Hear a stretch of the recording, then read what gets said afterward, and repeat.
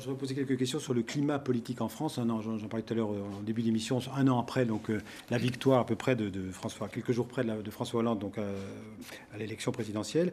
Il est au plus bas dans les sondages, 25% d'opinion favorable. Il est critiqué à gauche, à l'extrême gauche, à droite, à l'extrême droite. Comment vous le jugez, François Hollande? Il n'a pas été aidé par la crise, vous lui donnez des circonstances atténuantes? Non, moi, sincèrement, je pense qu'on pourra le juger dans 5 ans. Parce que les choix qu'il fait, ce sont des choix... Dans 4 ans, vous avez raison. Les choix qu'il fait, ce sont des choix structurants. Je vais vous donner la question de la politique européenne. Quel est l'enjeu sur les 3%?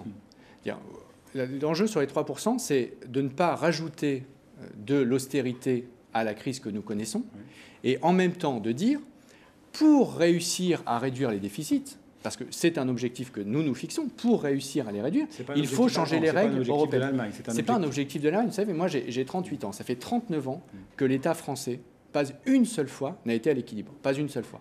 Donc se donner comme objectif en 2017 de tendre vers zéro, je pense que c'est quelque chose de sain.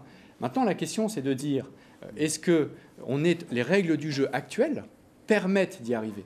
Et c'est là où nous, écologistes, on dit qu'il faut qu'on change les règles du jeu en Europe, notamment la question d'un paquet d'investissements beaucoup plus important avec une partie des recettes de la taxe sur les transactions financières, pas celle qui n'irait au développement, mais l'autre, de façon, je fais un peu de mécano, mais pour que je vous donne un exemple précis, ces recettes, imaginons que ça fasse la partie européenne, ça fait 20 milliards. 20 milliards, on les met au capital de la Banque européenne d'investissement. Comme c'est une banque, elle peut faire levier. X 6, ça fait 120 milliards. Vous avez 120 milliards d'investissements chaque année en Europe. Pourquoi vous passez? Parce que c'est une banque qui fait donc levier. On passe les détails sur les règles bancaires.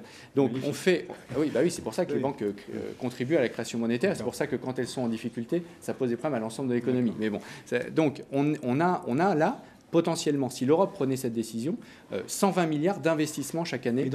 Il faut que la France pousse peut-être encore davantage, et c'est là notre peut-être critique vis-à-vis de ce que le gouvernement aujourd'hui fait, c'est que je pense, grosso modo, ça va dans le bon sens, mais il faut aller plus vite, plus fort. Non pas dans une logique de critique systématique de l'Allemagne, comme je peux l'entendre ici ou là, mais dans une logique de construction et de réorientation.